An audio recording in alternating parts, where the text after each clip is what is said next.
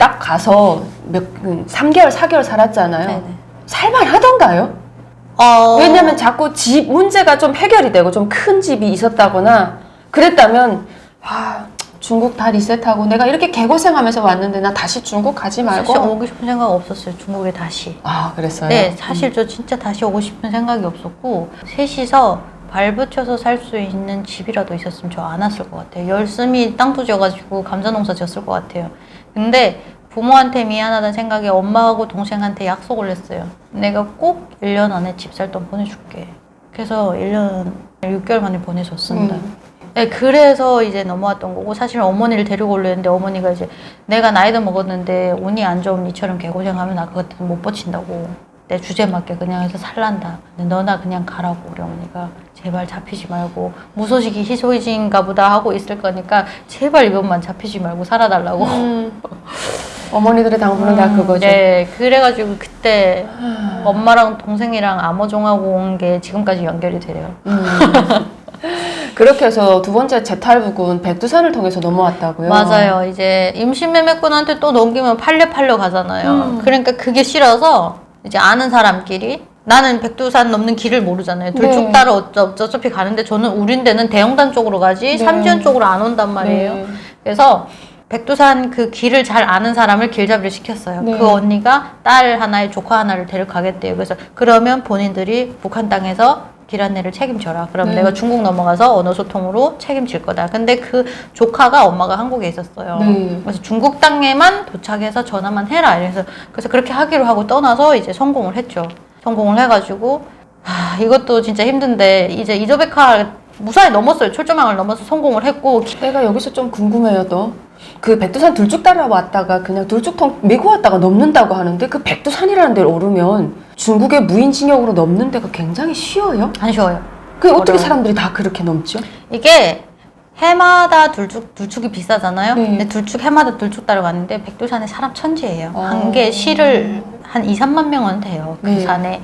그러니까 중국 쪽은 이 둘쭉을 안 딴단 말이에요. 네. 그러다 보니까 어떤 사람은 중국 쪽에는 알이 이만큼 크고 이러는데 그게 아니고 중국 쪽은 사람 발길이 안 닿으니까 둘쭉이 그대로 많아요. 있는 거지. 그대로 있는 네. 거죠. 그러다 보니까 중국에 가서 금방 한 바가지 채워갖고 올 수 있고 진짜 백두산에 길이 다 났어요. 네. 둘쭉보다 사람이 더 많을 정도로. 그러다 보니까 어디 가면 둘쭉이 많은지 그걸 해마다 가는 사람은 코스를 알 거잖아요. 그쵸. 그러니까 그 사람에서 철조망만 넘으면 길을 헤매든 어찌든 도로에만 나오면 되는 거잖아요. 그러네. 그러니까 그 철조망만 넘자는 게 우리 목적인 거예요. 그러니까 길잡이를 하던 사람들이 2, 3년 가던 사람들은 코스를 아니까 몰래 낮에 어디 숨어서 자고 밤에 밤길을 걷는 거예요. 거기도 초소가 엄청 많아요. 그렇군요. 하도 탈북을 너무 많이 해가지고 전어를 파요. 난 그래서 그래도 백두산 그쪽에는 초소가 초소 안 엄청 지키는 줄 많아요. 알았어요. 전어 그냥 있는 전어도 있는데 이렇게 지운 전어도 있는데 그 땅을 파갖고 잠복 서는 사람들 되게 많거든요. 그래서 튀우면 무조건 잡혀 내려와요. 그러다 보니까 낮에 안 걸고 밤에 몰래 이제 해갖고 철조망 넘는 것만 성공하면 돼요. 그렇구나. 네. 그래서 그렇게 네, 백두산으로 넘었군요. 네.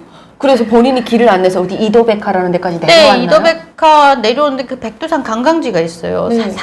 산문이라고 있는데 그 산문에서 이제 밀이 터진 거죠. 거기까지 무사히 4명이서 통과를 했어요. 무슨 일이 터졌어요? 그런데 거기 버스가 한 200대도 넘는단 말이에요. 그리고 거기 불빛이 많으니까 갈래도 또 엄청 많아요. 어느 쪽으로 내려가야 될지는 모르니까 어차피 그냥 어둠을 피해갖고 큰 문이 보이니까 저 문 통과하면 될 것 같다 그래서 가는데 잘못 들어선 거예요. 큰 개? 국경경비대에 쓰는 개 있잖아요. 냄새 잘 맡는 개. 어떡해? 그 개울이 있는 옆을 지나가다 개들이 막 짖고 그래서 그러는데 또 개들이 짖으니까 주인이 나오는 나오지. 거예요. 그 경호원들이 경비대. 이렇게 나오는데 우리는 놀래서 조카랑 나는 버스 뒤에 숨었는데 그 엄마가 딸을 데리고 떠나는 딸이 10살이었어요. 딸이 와닥딱 놀래서 개울 안에 뛰어들어간 거예요. 어차피 거기 이렇게 돌문이 살짝 있었는데 문이 없이 이렇게 통로만 있었으니까 거기 떼들어갔는데 딸이 떼들어갔으니까 엄마가 당황해가 따라 들어가잖아요. 그러니까 들어가니까 개가 더 짖는 거예요. 막 열댓 마리가 막 짖어대니까 사람들이 몰려 나오고. 근데 우리는 그때 내가 그때 그랬어요. 생존 능력이기도 하지만 내가 그랬어. 우리 여기서 다 잡히면 너나 나나 다 잡히는 거야. 그리고 너네는 초행이고 나는 두 번째기 때문에 나 이번에 가면 못 살아 나와. 네가 이모가 소송하면 너 여기 있고 나는 살아야 되겠어. 나를 나쁘다고 생각할 수도 있는데 할 수 없다고. 난 도망칠 거라고. 그래서 네가 나랑 도망칠 거면 도망치고 이모랑 같이 있을 거면 있으라고. 그랬더니 저랑 가겠대. 정신없이 뛰어서 산속으로 다시 들어간 거예요. 그러다 보니까 이모랑 그 딸은 잡힌 거죠. 그래서 이렇게 헤어졌는데 그래서 이모는 이제 제가 2년 후에 나와서 물어보니까 다시 북송됐다고. 이도백화 있을 때 제가 한번 올라갔었어요. 네. 사실은 그때 그분 어떻게 됐냐고 그때 그 주변 사람들한테 물어봤단 말이에요. 그 이도백화에서 일하는 분 삼촌을 하나 사귀었었어요. 그래서 그 삼촌한테 물어봐서 이렇게 행적을 찾아서 물어봤는데 북송이 됐다고. 그냥 바로 그때 그렇게 잡히고 네. 그냥 북송된 거지. 바로 잡아가지고 딸이랑 엄마랑 북송됐다고. 그래서 그때 중국에서 알았었고 조카는 엄마한테 전화까지는 했어요. 이도백화까지 내려와서 같이 전화까지 했는데 이제 그때 한번 또 시내에서 경찰이 잡힐 위기가 잡혔었어요. 이도백화 관광지라서 경찰이 곳곳에 있어요. 네. 사거리마다 경찰차가 있고. 근데 우리 주제가 되게 꼬질꼬질하잖아요. 네. 장마철에 비 맞으면 목인데 뜯겨가지고 가뜩이나 안 생긴 게 아주 주제가 말이 안 해. 딱 봐도 티나잖아요. 그래서 우리 어디 들어가야 되겠다 그랬는데 호텔에 겨우 들어가서 호텔 사장 전화를 빌려서 한국에 엄마한테 전화를 했어요. 네. 한국에 엄마한테 한 게 아니고 중국 사람한테 네. 연락을 했는데 엄마한테 전화해서 알려주겠다고 해서 우리를 기다리는데 경찰이 온 거예요. 왜? 경찰이 뭐 그냥 우연히 그 집 사장이 경찰이랑 친구야. 그래서 뭐 누나 뭐 이러고 왔다가 지금 있으니까 쟤네 여기 있으면 안 되는데? 이렇게 된 거지. 그러니까 사장이 야 죽지 못해 살아가네. 뭐 어쩌고 이렇게 하니까 그럼 누나 쟤네 여기서 내보내라고. 좀 있으면 순찰도 뭐 어쩐데 여기 뒀다가 덧난다고. 쟤네도 나보고 누나도 데려가지고 그러니까 내보내라고. 내 눈 감아 주겠다고. 그러면서 그 사람이 얘기하는 거예요.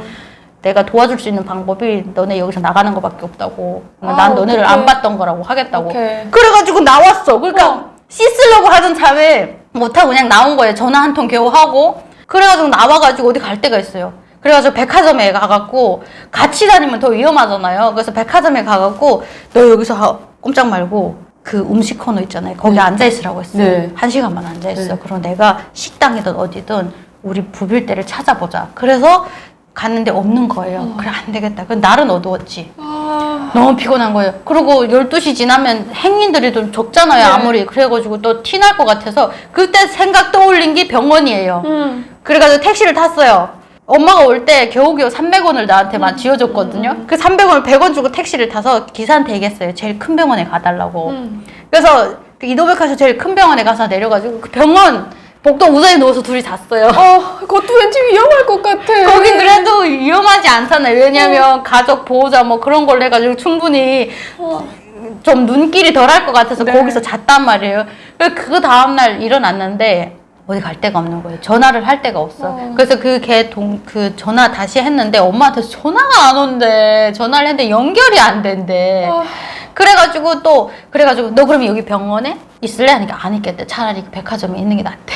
그래서 그 백화점에 있어. 내가 가서 일자리를 얻자. 일자리 우리 숙식하라. 2, 3일이라도 숙박할 때를 찾아가지고 그냥 전화를 하던가 하자. 그래가지고 이제 식당집에 가가지고 겨우 이제 한 4집인가 다녀가지고 동생이 하나 있다고 얘기를 했어요. 그래서 숙박을 하면서 알바 충분히 해주겠는데 알바비 안 받을 거니까 제발 전화해서 가족이 데리러 올 때까지만 어떻게 도와주면 안 되겠냐. 그러니까 충분히 해주겠다고 해서 데려갔는데 얘가 없어졌어.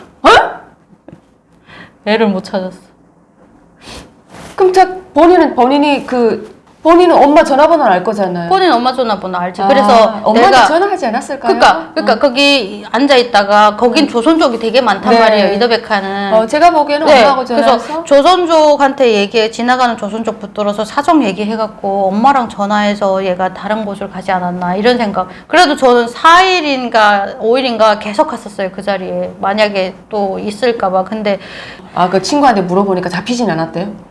그럼 여기 아니 온 거 아닐까요? 제가 봤을 때는 한국에 왔을 것 같아요. 온 거 아닐까요? 내가 봤을 때는. 왜냐면 제가 돈을 보내는 선이 있잖아요. 네. 걔네 이모가 돈을 보내거든요. 근데 한번 전화했는데 아무 소리 안 하더라고요. 그래가지고 그러면 잡히지 않고 다행히 한국이든 중국이든 한국에 못 왔을지언정 중국에 무사히 누군가랑 살 수 있지 않을까 이런 생각은 있어요. 당시 그 친구의 나이는 몇 살이었나요? 걔가 21살인가 저랑 2살 차이가 됐었어요. 어리긴 하지만 그래도 네. 세상 물정은 건나이면 우리가 어느 정도 네, 아니까. 그리고 걔 되게 똑똑했었어요, 애가. 그렇게 너무 걱정 안 해도 될 것 같아.